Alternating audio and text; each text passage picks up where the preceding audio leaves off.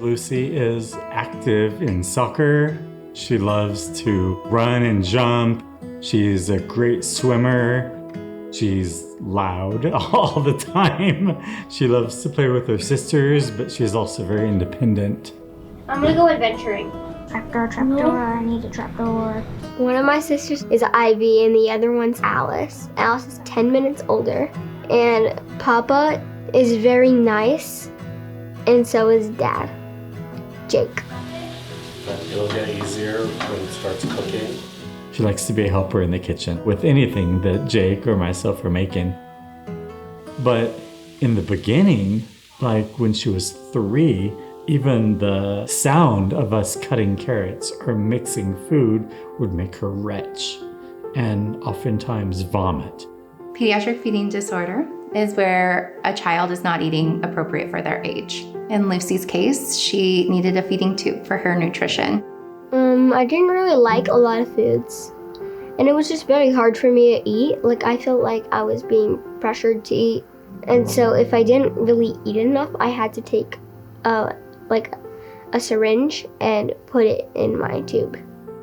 We fed her 6 times a day, 3 syringes of food into her tummy, and then we had to keep her calm for 10 minutes so she wouldn't vomit it up.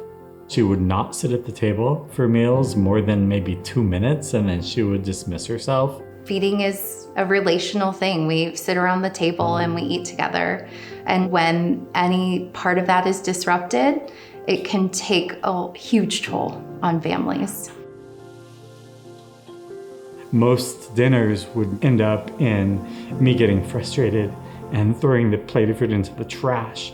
And then the toll that took on our relationship really was stressful. You're really good at that.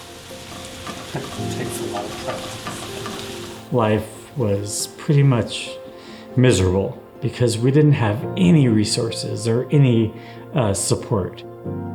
Through a Google search, I called into Feeding Matters, and that person gave me some resources, gave me some tips, gave me a medicine that would stop the vomiting that Lucy was having, and connected us with a therapist that we literally spent 8 hours a day in therapy.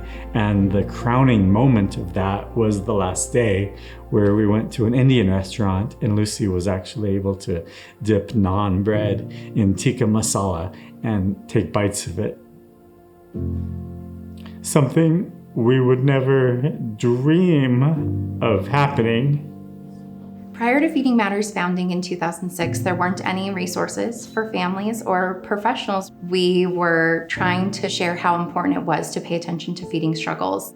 But it's hard to share something that doesn't have a name. So in the beginning, we did every test imaginable, and it was always, oh, she's fine. Blood tests, oh, she's normal. Everything was always normal, but she didn't eat. You take a look at those. It looked pretty good. Get your toppings on. Pediatric feeding disorder wasn't being treated as a standalone condition. And so 7 years ago, we brought together internationally recognized professionals. Let's name this, and let's give it a definition, and let's give it diagnostic criteria. Once we had some validation to what she was going through, it brought a sense of comfort to us. And that is all in thanks to the medical professionals and the researchers and the work that Feeding Matters did. About a year ago, we said, okay, we want 3 months with no tube feeds before we remove the tube. And I remember the day that Lucy removed the tube. We sat on the couch and she actually put her hand on ours and removed it. And she was so proud.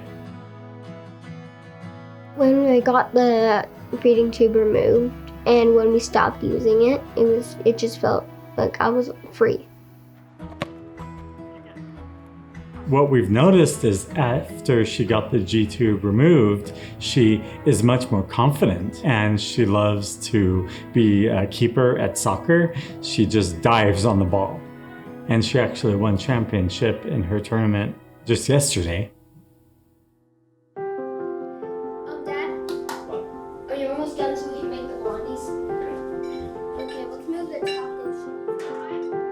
I'm very proud of Lucy. She has worked so hard.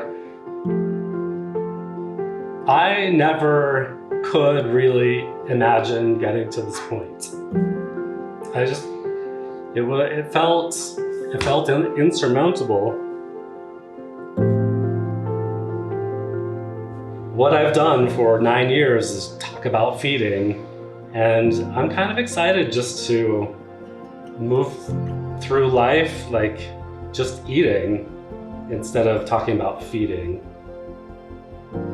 I would really like to thank Feeding Matters. What made the biggest difference is finding people who understood feeding challenges. None of this would be possible without the generous donations that come in from the community. From a gift of $5 to a gift of $500,000, every amount made possible leads to the research and the progression of the organization.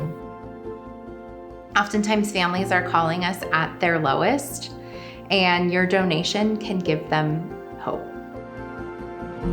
For everyone out there that's ever given anything to Feeding Matters, I thank you.